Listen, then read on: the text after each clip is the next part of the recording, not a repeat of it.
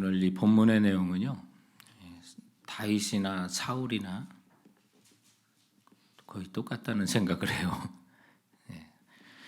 오늘 다윗이 1절에 이제 제사장 아히멜렉에게 하는 그 얘기는 거짓말이고요.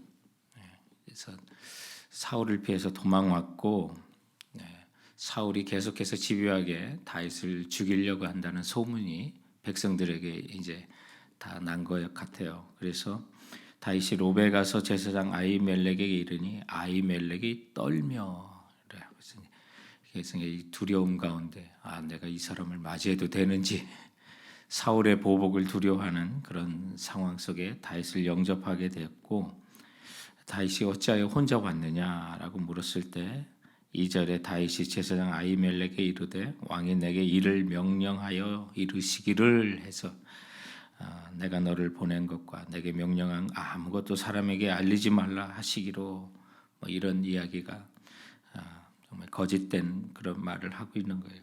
그러면서 오늘 이제 너무 배가 고파서 먹을 게 없느냐라고 할 때 이제 진설병이 이제 일주일에 한 번씩 이제 떡을 교환하잖아요. 그래서 이제 그것을 더운 떡으로, 새로운 떡으로 교환하는 날이기 때문에 물려난 것을 이제 제사장이 먹게 되는데, 이제 다윗이 그걸 찾는 거예요.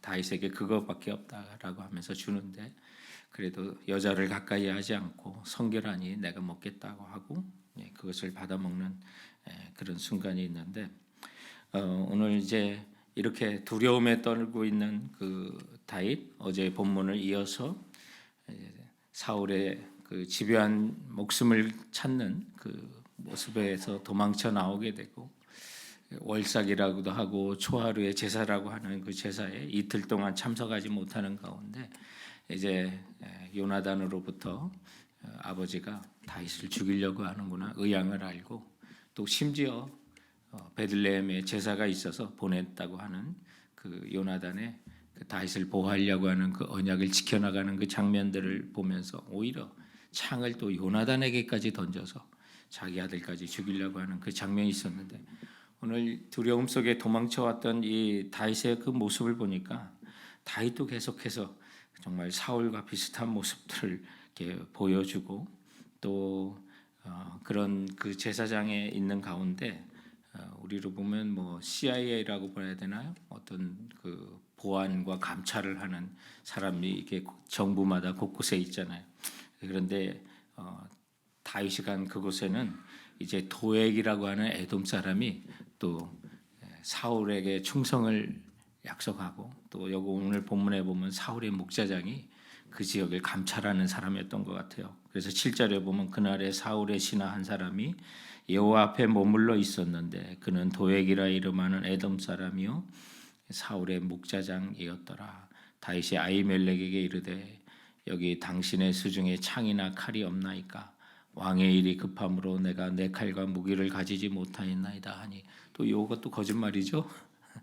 그 두려움 속에 우리가 때로는 하나님만으로 만족하지 못하고 그 두려움을 해결하지 못할 때가 있어요. 세상적인 무기를 갖고 싶어야 하고, 또 그것을 지녀야만 할 때가 우리 마음속에 그것을 요구할 때가 많이 있잖아요. 다윗에게도 그런 일이 있었어요. 사울에게도 그런 일이 있었고요. 그래서 사무엘을 기다리지 못하고 자기가 제사장인 것처럼 정말 불경건하게 제사를 지내므로 순종이 제사보다 정말 낫다고 하는 그런 얘기를 들을 수밖에 없었던 사울의 모습이나, 오늘 다윗의 이 두려움에 떠는 그 모습이나, 그리고 오늘 자기가 쓰러뜨린 골리앗의 무기가 있다고 하니까 오늘 본문 속에서 이제 9절 말씀을 이렇게 보시면, 제사장이 이르되 내가 알라 골짜기에서 죽인 블레셋 사람 골리앗의 칼이 보자기에 쌓여 에봇 뒤에 있으니 내가 그것을 가지려거든 가지라. 여기는 그것밖에 다른 것이 없느니라 하는지라. 다윗이 이르되 그 같은 것이 또 없나니 내게 주소서 하더라. 여러분, 다윗이 어떤 사람이었어요? 사울이 준 무장도 무겁다고 버렸던 사람 아닙니까?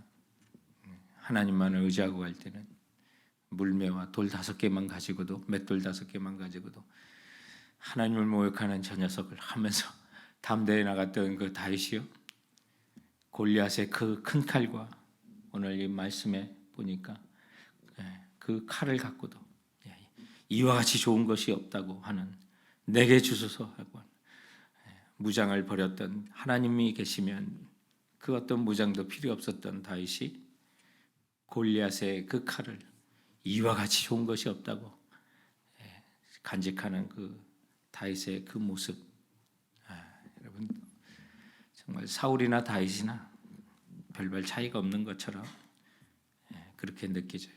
그리고 오늘 이제 도망가다 블레셋 땅까지 도망가는 다윗의 모습이 이렇게 나오게 되고, 그나마 이렇게 거룩한 떡을 이제 먹는 그 장면 속에서 하나님께서 그건 문제 삼지 않으셨던 거예요. 예수님께서 이제 보면 여기 안 넘어가네.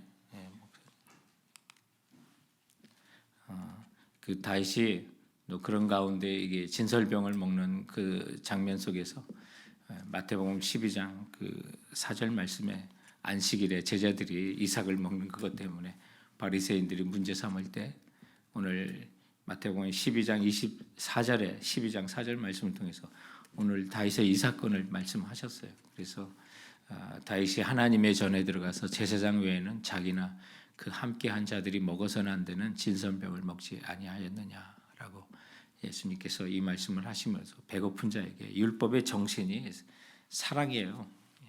어렵고 힘든 자 살리려고 하는 것, 생명을 구하려고 하는 그 목적이 그게 더 중요하다는 거죠.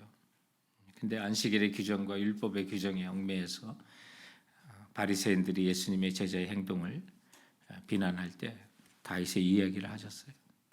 그래서 주님은 이 사건에 대해서 제사장이 아닌 자가 진설병을 먹은 거에 대해서는 문제 삼지 않으시는구나. 그런데 그게 보면 계속해서 거짓말을 하고 골리앗의 무기를 갖고 칼을 갖고도 두려움에 떨고 이 가드 왕 아기스에게 가는 이제 그 장면이 있는데 하다가 원수의 땅까지 가가지고 거기서 또 미친 짓까지 하는 그런 장면들을 이렇게 보게 되는데 지금 노란색이 그 블레셋 지역이고 지금 보라색이 이스라엘 진영인데 그 블레셋은 5개의 큰 도시 국가를 이제 가지고 있는데 그 중에 하나가 지금 예루살렘 쪽에 가까이 붙어 있는 그 빨간 도시들이 이제 블레셋의 대표적인 5개의 도시예요.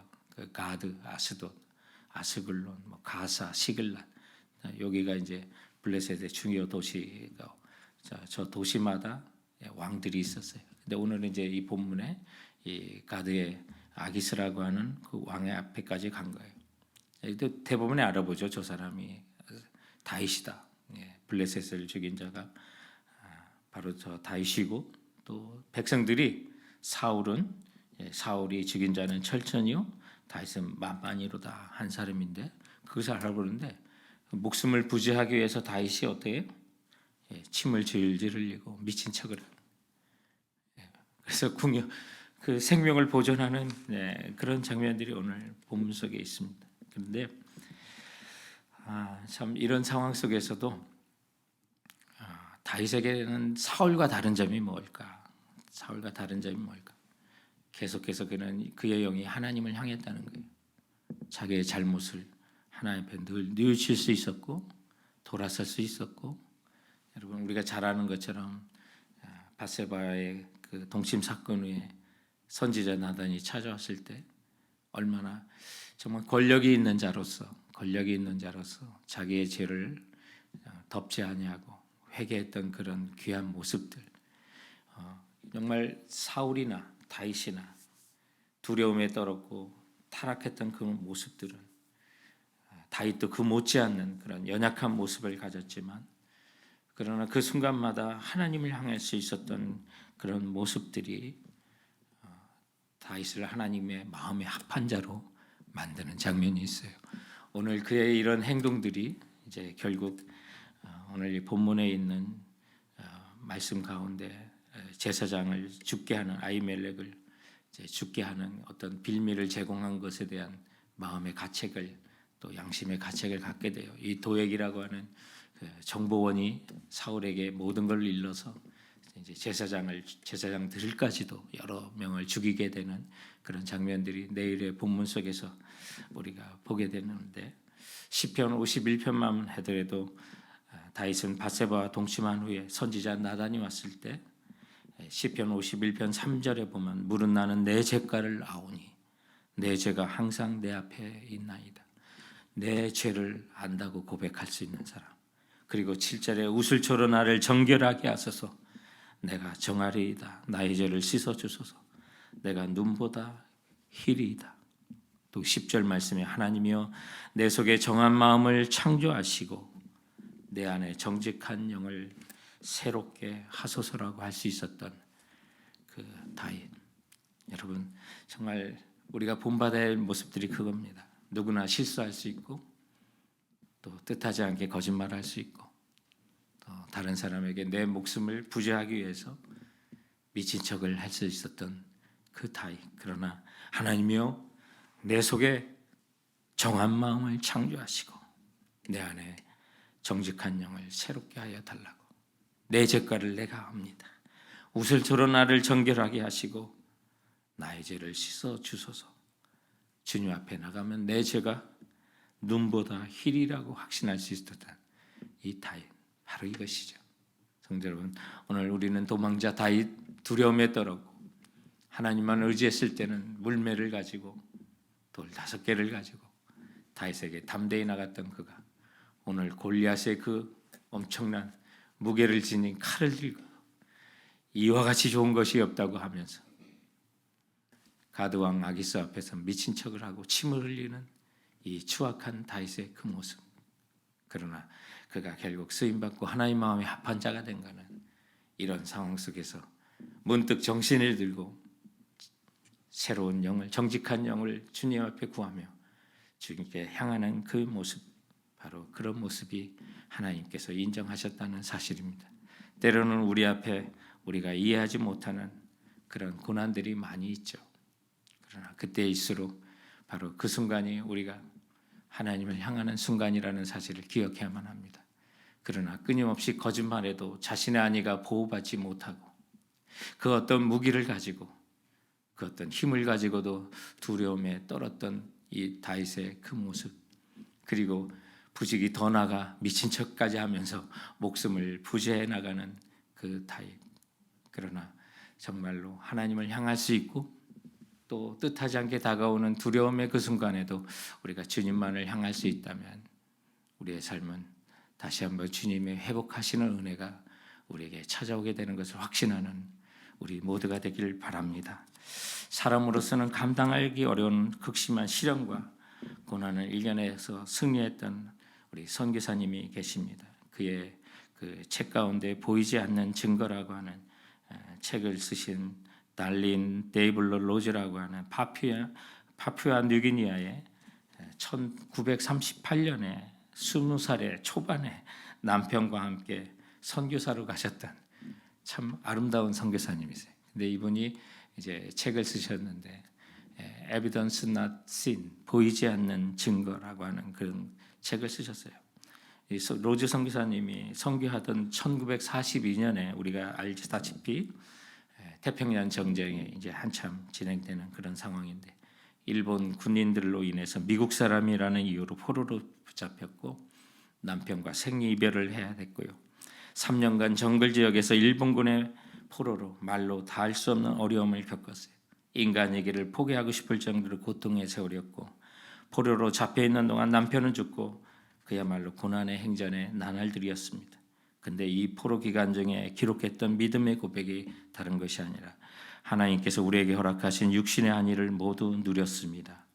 이제 하나님께서 그것들을 우리에게 빼앗아가 다른 이들에게 주신다 해도 그것은 그분의 특권입니다.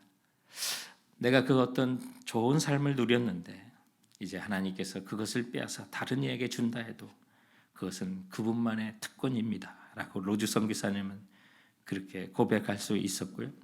일본 군인의 악랄한 박해의 손길에서도 결국 살아남으셨고 미국으로 돌아왔지만 그 후에 30년을 다시 파푸아 뉴기니아로 다시 돌아가서 남편을 잃고도 2004년 89세로 천국에 가실 때까지 사역을 하셨어요.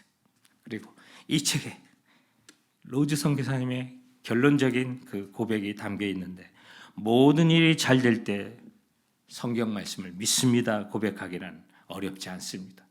그러나 이해할 수 없는 시련을 당하면서도 그 말씀을 믿는다고 고백하는 것이, 그것이 하나님을 기쁘시게 하는 믿음입니다 라고 여러분 그렇게 고백했어요.